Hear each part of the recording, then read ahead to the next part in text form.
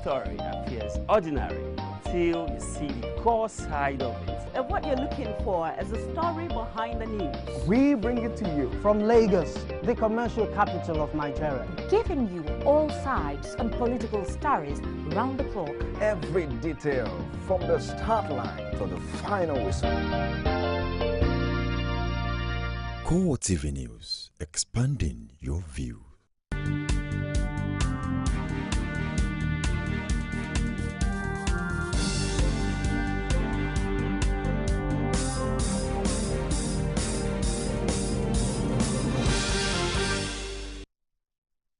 Welcome to CoreTV Primetime News. I am Nifemi Oguntoye, and I'll meet a star.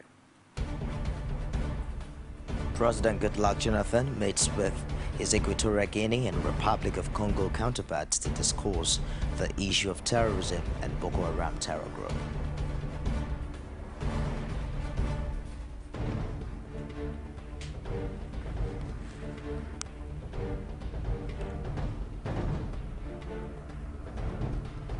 Also in this program, the All Progressives Congress, the People's Democratic Party, and the Independent National Electoral Commission all opposed suit seeking to stop the use of permanent voter cards and card readers for the 2015 general elections.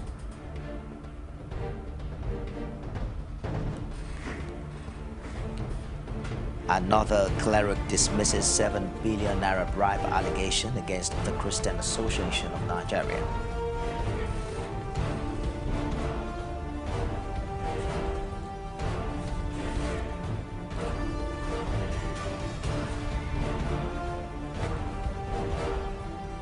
Outside Nigeria, Prime Minister Tony Abbott moves to toughen citizenship laws in the aftermath of recent security threats against Australia. Soldiers in stop-and-search operation in Baga have arrested some insurgents disguised as women. Defense headquarters said in a statement on its website that revelation came on the day troops discovered arms and other weapons stacked at various locations. It added that apart from those captured in the course of fighting, many other terrorists were picked up in hidden position and are being interrogated. Meanwhile, the Nigerian Air Force has stepped up its air raids on identified targets in Goza, Bama, and Sambisa Forest. This, the defense authorities say, is in preparation for other phases of the mission. The military noted that the airstrikes have been hitting vital targets with required precision.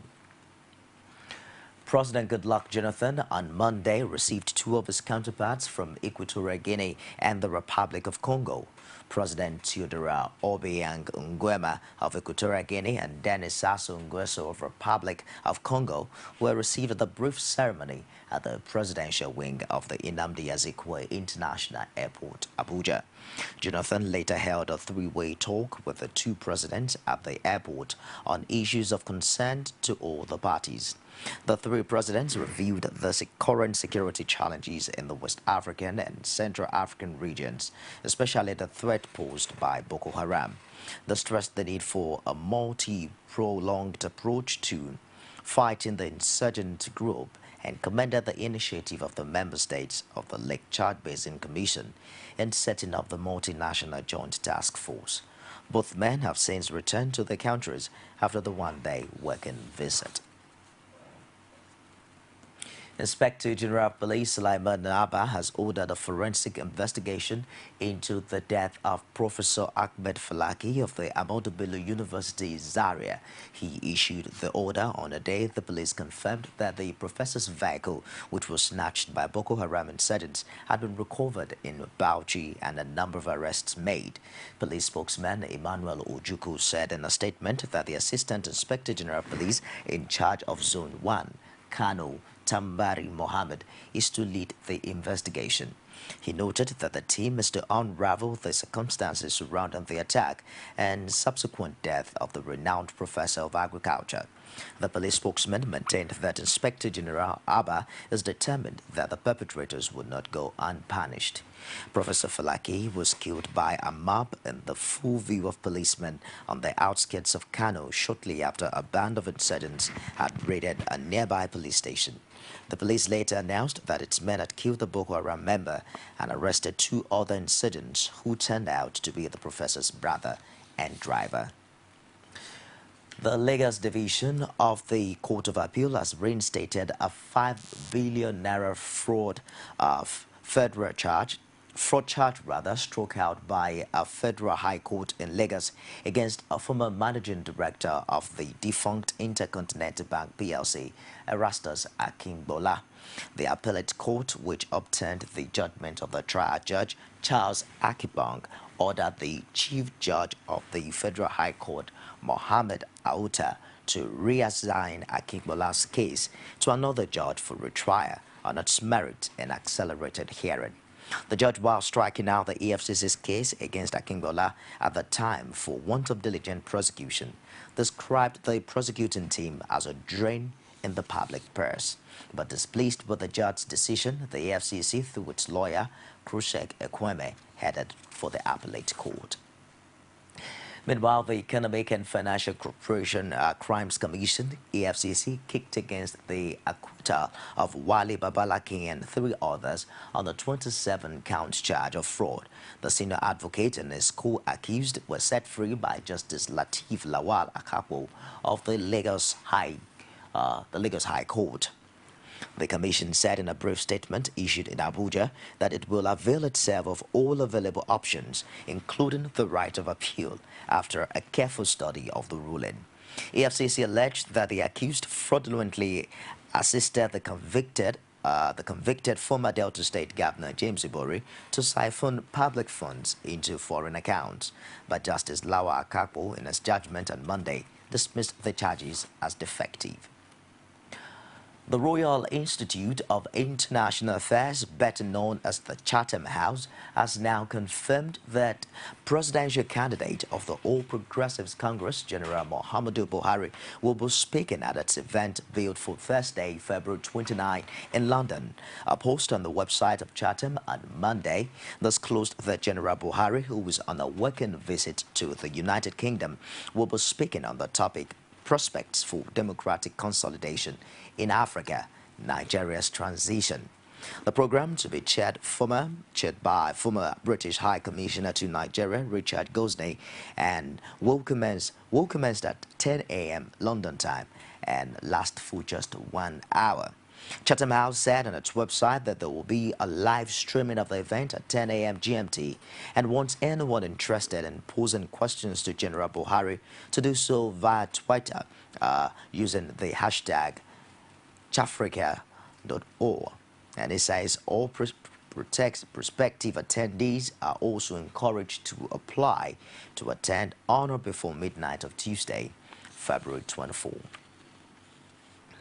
Governor Ayo Fayose has meanwhile insisted that the APC falsely misrepresented a television interview done by its presidential candidate Muhammadu Buhari in Nigeria. He claimed that the photo scenes recently circulated by the APC as an interview by a TV journalist based in London was actually recreated in Nigeria. Fayose also maintained his position that Buhari is not fit to rule the country. Ogun State Governor Ibikunle Amosun has dismissed the rumor on the health status of the presidential candidate of the APC, Muhammadu Buhari. While speaking at the Cultural Center in Abeokuta, the Ogun State capital, Governor Ibikunle Amosun says it's disgraceful and obscene the constant death wish by some highly placed Nigerians against Buhari. He added that Buhari is fit as a fiddle, urging people to disregard the rumor about his health. It's a disgrace to our race as Yorubas for somebody to be wishing another person dead. For your information, General Mohammed Buhari is even stronger than the character that is saying the man is weak. Maybe because of the military background. Because even the way I walk, it's like catching up with him. The man is hale and healthy for his age. Maybe because of, I don't know, the military nature. It's like seeing Baba Sanjotu, and you said he's old. This is the man that is very agile, very effective. We are even telling him you have to slow down. Just like you people will tell me slow down. This is the man that we met to Libya, we left the place, we went to about 5 different places. The man is hale and healthy. Even when I went to Ben Television, I said, sir, you can't follow me, you have to go home. He's willing, he's ready, even in the cold. The man was walking around, and you see the Photoshop they are using. They are saying a lot of rubbish. This is not politics. It is descending to an abysmal level. Again, the Ekiti State Governor Ayodele Fauci has dared the All Progressives Congress to go to court to prove its claims of electoral malpractices in the 2014 governorship election in the state. He also reaffirmed that the voice in the audio tape leaked by an online medium, Sahara Reporters, was his. But the Ekiti State Governor insisted at a news conference in Abuja that the content of his discussions with others was contrary to the allegations of a rigging plot being circulated in the media. Fauci maintained that he is ready to defend everything he said if called upon. That was my voice, very clearly. And if you study it very well, very, very well, you will appreciate that I was the one complaining in that video, in that audio. I was complaining, I was alleging the general, and I was telling him that since he came, the APC have been doing those things they are not supposed to do. Even the day before election, that were not supposed to be campaigning, they were campaigning, and he was doing nothing about it. Nigerians are headline readers. When they send a link to them, they only talk about the link, not the content. Go and take your time to listen to that. I'm ready to defend everything I said there. Meanwhile, the statement credited to the Ekiti State Governor that Muhammadu Buhari will never become president of Nigeria has started generating reactions from members of the public. The Buhari campaign team in Ekiti State has also called for the arrest of Fauci over an alleged move to truncate the electoral process in the country. Rashid has details of the report. We'll bring you details of that report subsequently. Assistant Inspector General of Police Zone 6, Tunde Ogunshake, has accused political leaders in Rivers State of breaking the peace accord facilitated by the police. Ogunshake said on Monday while speaking with newsmen in Port Harcourt that politicians in the state who were part of the peace accord deliberately flouted the law. He also disclosed that he had relocated temporarily to Rivers State, apparently as a result of the upsurge in politically motivated violence. Ogunshake had on February 12, 2015 facilitated a peace accord among politicians from the People's Democratic Party, the APC, and other political parties. The APC governorship candidate Dakoko Peterside and his counterpart from the PDP, Ian Wike, had during the meeting promised to prevail on their supporters to shun violence before, during, and after the coming elections. Despite the peace agreement, Ogunshake stated that political actors in Rivers had refused to follow the dictates of the agreement, describing the development as unfortunate. We'll take a break now, and I'll be back with more stories. Don't go away. From time immemorial, women have birthed life, shaped character, and by extension, influenced the society. Moremi of Ife, Emoten of Benin, Queen Aminat of Zaria, all women of influence and power. Whether it's before election, after election. How ironical. Women being so powerful, yet have few grounds in decision making. They see you as a way, and I see you as a wife to a man. We are talking women in politics. A woman will be bold enough to stand up and say, I want to become president of Nigeria. Only on CoreTV News. Welcome back. If you just joined us, it's CoreTV Primetime News, a recap of some of our top stories. President Goodluck Jonathan meets with his Equatorial Guinea and Republic of Congo counterparts to discuss terrorism and the Boko Haram terror group.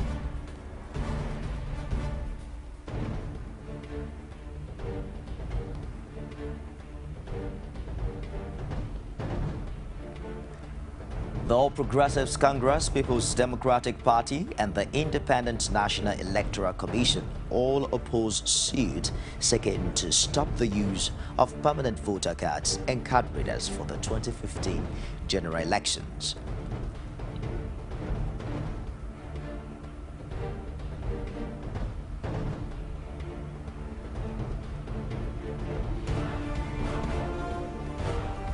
Another cleric dismisses 7 billion naira bribe allegation against the Christian Association of Nigeria. You can also get all of our top stories on any of our social media platforms. On Facebook, it's facebook.com/CoreTV News. Our Twitter handle is at CoreTV News NG, and we're streaming live on YouTube. It's youtube.com/CoreTV. Leave a space at news.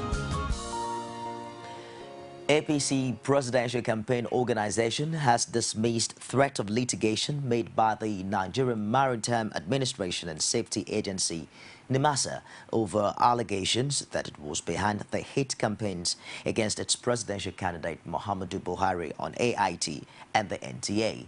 The agency has set a 72-hour ultimatum for the party to retract its claims and apologize for linking it to the documentary. But spokesman for the party's presidential campaign team, Garba Shehu, said in a statement that it will present credible witnesses in court, not only to prove its claims, but to also show that the maritime agency has since transformed into a campaign outpost for the PDP. He argued that NIMASA Act does not envisage the involvement of the agency in political campaign, nor make provisions for hate campaigns and funding of the activities of the Transformation Ambassadors of Nigeria. Now, one of the founding members of the People's Democratic Party, Chinwoke Mbadinuju, has dumped the party for the All Progressives Congress. The former Anambra State Governor said at a news conference in Abuja that he took the decision after considering the injustice he had suffered in the hands of the party leaders who handed over PDP structures in the state to politicians of questionable characters. Mbadinju, who was received into the party fold by two APC national leaders, Ogbonaya Onu and Tony Momo, is confident Nigeria would be better with Muhammadu Buhari at the helm of government.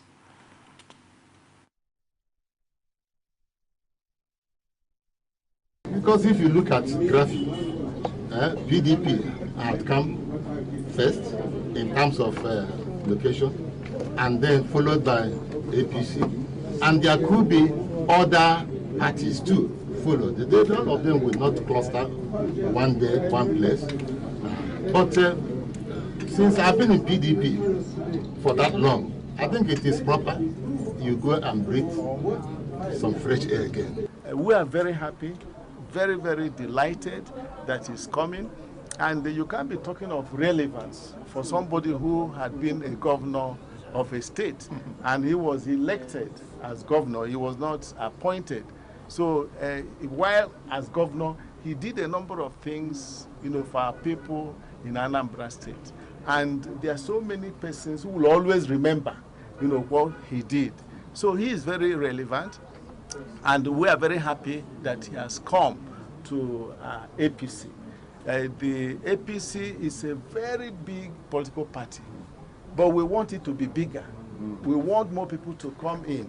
And for me, who also happens to come from the southeast, I am personally very delighted that he is coming, because there is so much work to be done. You can see that the harvest is plentiful, but the laborers are few. So we are exceptionally happy because his coming will help us to bring more people, not just in the southeast, but all over the country.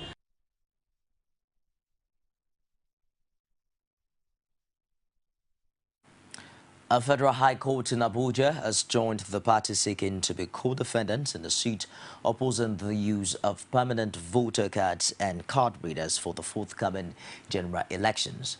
The All Progressives Congress, its presidential candidate Muhammadu Buhari, and the People's Democratic Party had all applied to be joined as defendants in the suit.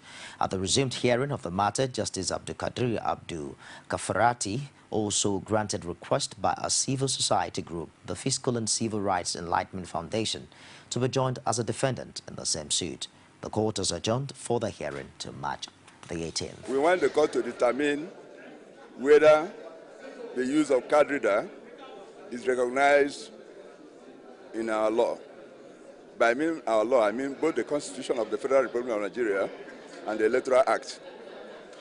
Two, for the court also to consider whether e-voting, that's electronic voting, is recognized by the law. The issues raised by the plaintiff and the relief they seek have serious effect on the election which is soon to take place. And for them to have failed to join us in the first instance was a serious anomaly. And our clients cannot sit back and watch their faith decided. There are certain interested individuals who sought to be joined so that they will be part of the litigation. But our case for INEC is very straightforward. When voter registration was conducted, the initial stage was to issue temporary voters card. And the understanding, being temporary, the understanding was from inception that permanent voter cards must be issued. And INEC has undertaken this elaborate process towards perfecting the election process. And there's really no room for, and there's no need for panic. Following the allegation made by the Ogun State Governor Bikunle Amosu that the Independent National Electoral Commission (INEC) is intentionally hoarding PVCs in Ogun State, thereby making Ogun one of the states with the lowest rate of PVC collection, the Committee for the Defense of Human Rights in Ogun State has taken it further with a courtesy visit to the INEC office in Abeokuta to lodge their complaints and ask for a resolution to guard against disenfranchising people. Olajumoke Olatunji has more. The low level of PVC collection in Ogun State, which has generated different reactions from different quarters, was taken a notch higher with the statement of Ogun State government Bikunle Amosu on the presence of over 600,000 alleged alien cards in the state. With this in mind, the Committee for the Defense of Human Rights to the peaceful protests termed a courtesy call by the group to bring home its points to the INEC's resident electoral commissioner on the need to make the right cards available to the right people. Folarin Ayinka, the group's leader in Ogun State, says INEC must do the right thing to ensure the people are not disenfranchised. We have come here to shout on the INEC, not to disenfranchise the eligible voters in Nigeria. We have come here to say no to ordering of our permanent voters card. We have come here to ask from the Independent National Electoral Commission, INEC, what is the sin of Ogun State people that the card was not released? He also challenged the commission to justify the level of distribution of PVCs in some northern states under Boko Haram and how it's been able to record the highest distribution percentage on states that are peaceful, like Ogun State. All agree with me that Ogun State has been a peaceful state for quite some years. And we think we can have a state like Nasarawa, a state like Borno, a state like Yobe, a state like Gombe, which are under Boko Haram insurgents, facing attack every day. How do they want to justify that Nasarawa has recorded 90-something% of distribution? For his part, INEC's Resident Electoral Commissioner in the state, Timothy Ibitoye, who spoke through the Commission's Administrative Secretary, Dixon Atiba. He assures Ogun State residents and the group of the umpire's commitments to ensure that the cards get to eligible voters. He restated the commitment of the Commission to live up to the promises of its chairman, Atahiru Jega, to ensure a smooth electioneering process. As we speak today, the registration figure for Ogun State is 1,795,794. That is the figure for Ogun State registered voter. And I want to tell you that the cards we have received so far is 1,368,875, of which we have distributed 795,962. I've assured you, I want to tell you what the national chairman told me over the weekend. I was in Abuja and we met, and he has shown concern for Ogun State. Atiba also says all issues related to the PVCs are being addressed. Olajumoke Olatunji, CoreTV News, Abeokuta. The People's Democratic Party has accused the Imo State Governor Rochas Okorocha of masterminding an attack on widows holding a political rally in support of President Goodluck Jonathan. It consequently wants the police authorities to investigate the incident that took place on February 10 with a view to prosecuting the culprits. Spokesman for the party's presidential campaign team, Femi Fani-Kayode, claimed that the men who disrupted the rally were armed, hired thugs who emerged from the government house in Owerri. He alleged that the police looked the other way as the thugs beat up the woman who had gathered under the auspices of Imo Widows Association for the Solidarity March. Fani-Kayode added that an NTA cameraman was stabbed and his camera seized for daring to record the event. Regardless of what the rules and regulations are, under no circumstances is the beating, the stripping, the brutalization, the insulting, and the battering of women by government agents and commissioners and those that emanated from government house. Under no circumstance will we accept such a thing. It is absolutely barbaric, it is unacceptable, and it is something that we will resist. This party will resist it, this campaign organization will resist it, and every right-thinking person in this country will resist it. And it's time for us to call these people to order. This sort of torment and wickedness has to stop. And I place the responsibility for this sort of thing squarely at the doorstep of Rochas Okorocha, Buhari, the APC, who again, I repeat, have a tendency to treat women with contempt. And I challenge them to issue an apology as quickly as possible and to tell their supporters and their agents to stop beating women and stop terrorizing them and stop stripping reporters and stabbing your colleagues on the beat and stop stealing the footage of atrocities that their people are committing. This sort of thing has to stop. And we will resist it, we will expose it, and we call on the security agents, particularly the IG of police, to do something about it. Lagos State Governor Babatunde Raji Fashola has described as malicious a statement credited to President Goodluck Jonathan that he was in Lagos to free residents from bondage. Fashola made the statement, this reaction while inspecting a proposed cemetery site along Lekki-Ekpe axis of the state.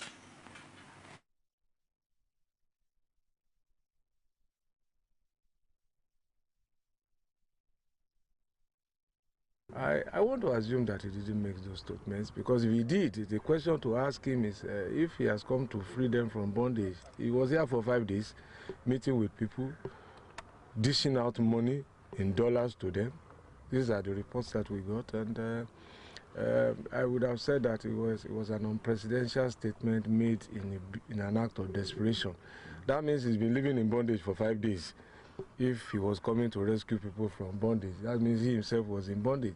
If he wants to, you see, if he can live here for 5 days using patrol vehicles that we paid for, let him go and spend 5 days in Chibok, and he will know what bondage really means. Other projects inspected by Governor Fashola includes the Lagos State Court of Arbitration building, an 11-story building to provide shelter for 48 families at Isalegon, and a 401-meter-long canopy walkway at the Nigerian Conservation Foundation in Lagos. Meanwhile, governorship candidate of the APC in Lagos State, Akiwumi Ambode, says he will work at ensuring the harmonization of pension emolument in the state. He, however, promised to consolidate on the efforts of Lagos State Governor Babatunde Fashola to ensure that old gratuities are paid. Correspondent Patience Achiboye now brings details. Speaking to Lagos State pensioners at the LTV Blue Roof, Akiwumi Ambode, who says he retired from the Lagos Civil Service in August 2012, has told pensioners to rest assured as he will give senior citizens of the state, whether or not they have served in the state civil service, a conducive living environment. We're talking about senior citizens now, those who have worked, those who haven't worked, but they are aged people, and we need to take care of them.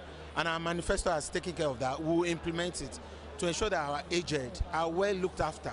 And then, you know, for everything that is well, anybody that is beyond that age of maybe 65 and 70 should be able to have some kind of health care facility that we could give to them. And in other sectors, to also help our aged ones to live that comfortable life that all of us want to live.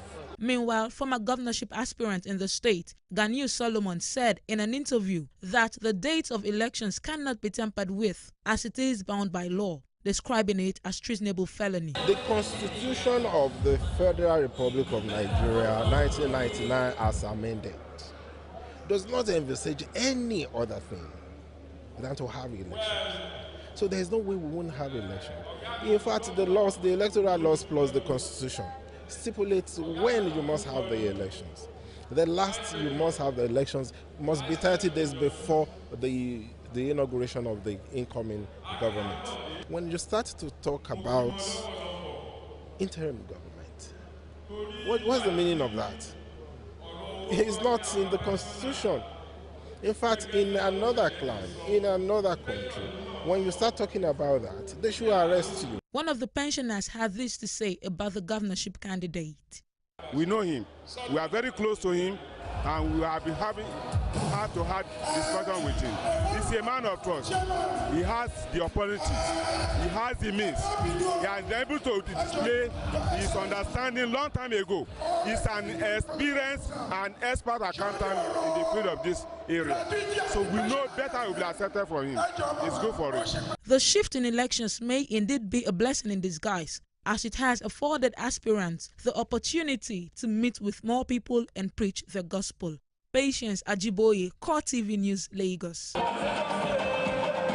More Christian leaders are now washing their hands of allegations that the People's Democratic Party handed out a 7 billion naira bribe through the Christian Association of Nigeria. An Abuja-based cleric, Asenth Chiaka, told CoreTV News that no Christian leaders can impose any politician or party on its members. According to him, both the ruling party and the opposition, All Progressives Congress, are filled with the same category of politicians. It will be difficult for any true man of God, and I want to say our fathers, to collect money from PDP just to buy the conscience of pastors. CAN will never do it. PFM will not do it. There's a great difference if the way you're sitting down here, you just come to a church and you make donation. Of course, the sentiment, our conscience can be affected because of gift, because gift corrupts the mind. That is if there's a gift. But apart from that, it's difficult for any of our fathers. I've not discussed with any of them, but I doubt if any one of them will call them and say, give me 7 billion, let me share for pastors, so they can impose it on their members to vote. So I don't think that is very true.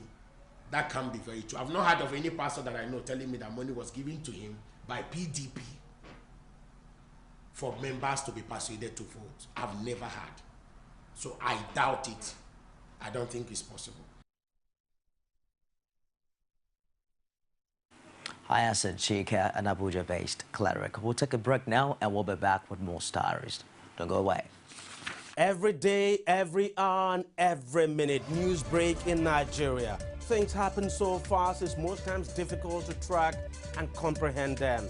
But that's what we do right here on Digit 360. 2015, would you want to come back again? It's like asking Jesus Christ if he knew he was going to die, will you want to come back as the savior of the world again? We do not just help you track the stories, we break them down, explore all the angles, analyze the issues so that you can fully comprehend the stories and use them to make the right decisions.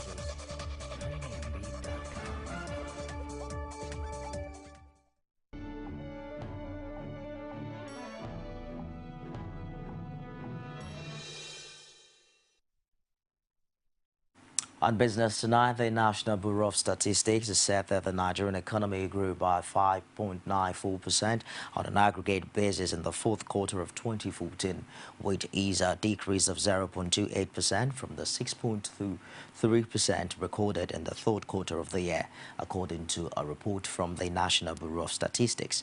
And the gross domestic product report of the fourth quarter of the year, the growth rate was lower by 0.83% when compared to the corresponding period of 2013. The nominal GDP at basic prices for the fourth quarter was estimated at 24 million naira, 205,863.34 from 21 naira, 21,401,519.78 naira estimated for the corresponding quarter of 2013, and 5.5% from 23,933,144.01 million naira recorded in the third quarter of 2014. The oil sector contributed approximately 8.97% to real GDP in fourth quarter of 2014 from the 9.39% recorded during the fourth quarter of 2013. Non-oil sector growth was driven by growth in activities recorded in the crop production, trade, textile, apparel, and footwear, and real estate sectors, adding that in the fourth quarter of 2014, the non-oil sector recorded 6.44% growth in real terms. The graduate internship scheme, financed by the Shopee funds to reduce and tackle unemployment in Nigeria, has presented its scorecard on Monday. Oluwaseyi Adegoke was there and filed in this report. The target set out by the federal government in the transformation agenda is to reduce unemployment. The GIS scheme is optimized in the agriculture, health, oil and gas education, finance, and creative industry. Chief Executive Officer Nigerian Export Promotion Council, Olusegun Awolowo, says more jobs should be created in the private sector through the scheme. The Minister for Finance, Ngozi Okonjo-Iweala, says the graduate internship scheme is working for the purpose it was established. Let me just say very clearly that Mr. President has said that this is one of the programs that this administration will sustain and even beyond, because it is a program that touches on our youth and the issue of employment and skills. So even though the revenues have dropped, you know, we have to prioritize. And this program of the graduate internship is one that has been prioritized and will be maintained because it is good for our youth. And it serves the objectives of this administration, which is to focus on youth unemployment and try and get more of our children jobs.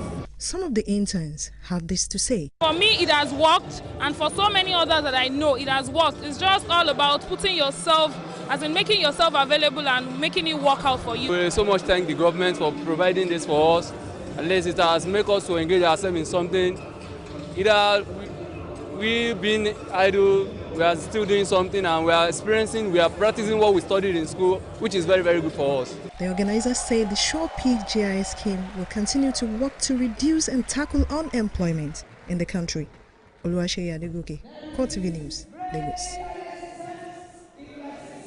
It's time now to join Sabina Izoko for today's stock market report. CoreTV News Stock Market Report.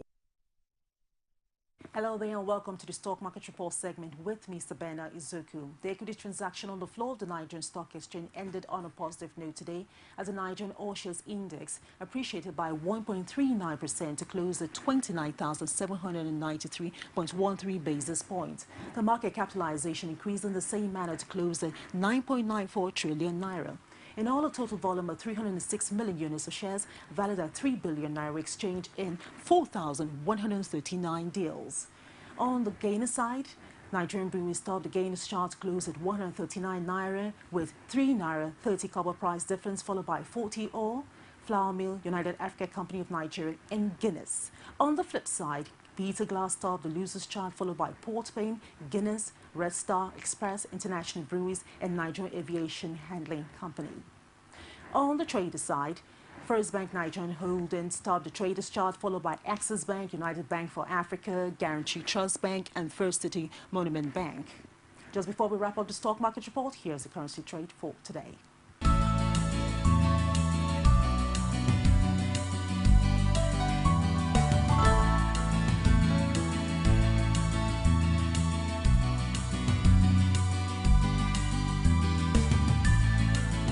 CoreTV News Stock Market Report. And Browsing the One Eye is also standard by for updates from the world of sport. Our style, that's what he delivered. Taking them out in the lead and really.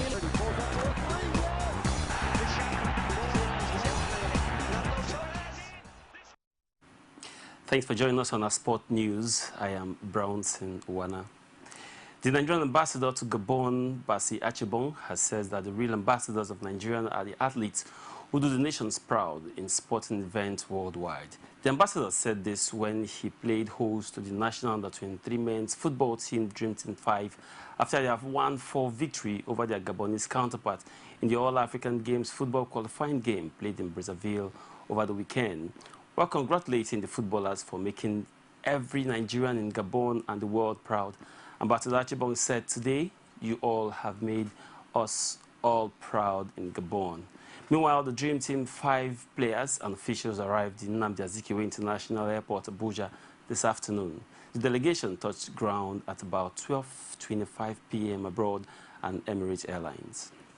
Nigerian Super Falcons will confront Mali in the final round of the qualifier for the women's football event of the 11th All-African Games in Gabon, Brazzaville later this year. Gabon, who were to square up with the Malians, pulled out of the football event of the qualifier showpiece. The first leg of the qualifying fixture will take place in Bamako on Sunday, March 22nd, while the decisive leg holds in Nigeria in a fortnight. And now to some fixtures in the UEFA Champions League on Tuesday. Big game will be coming up in England as the first game of the day will see Manchester City playing host to Barcelona at the Etihad Stadium. The second game on Tuesday will see the Old Lady Juventus taking on Borussia Dortmund. On Wednesday fixture will see Arsenal playing host to Monaco at the Emirates Stadium, while Bayern Leverkusen will take on Atletico de Madrid.